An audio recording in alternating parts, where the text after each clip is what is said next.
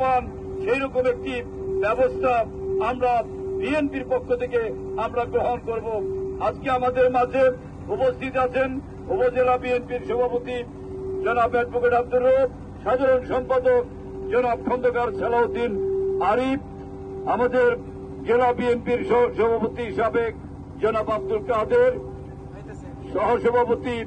DM Shawkat আকবর, সহসভাপতি জুলহাস মিয়া, যুগ্ম সম্পাদক আজহারুল ইসলাম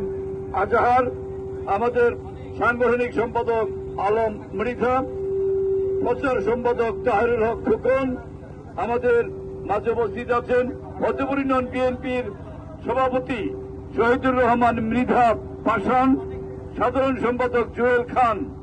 সহ এই এলাকার শ্রদ্ধাভাজন নেতৃবৃন্দ, আমাদের থানা বিএনপির সদস্য লিটন ভাই, সহসভাপতি এই এলাকার সাবেক চেয়ারম্যান আমির হোসেন লেবু ভাই, ওসমান গনি হীরা সহ ছাত্রদল, যুবদল, স্বেচ্ছাসেবক দলের, শ্রমিক দলের নেতৃবৃন্দ, আমার প্রিয় মা বোনেরা, আমার মুরব্বিয়ান, ছাত্র যুবক ভাইয়েরা, এই যে বাড়ি ঘর আমরা দেখতে পাচ্ছি, কোন ঘর যে কোনো মুহূর্তে নদীর মধ্যে চলে যাবে, এইরকম একটা ঝুঁকির মধ্যে আপনারা পড়েছেন। এই ঝুঁকির থেকে রক্ষা আল্লাহ করবে। আল্লাহ যাতে আপনাদের এই ঝুঁকির থেকে রক্ষা করে।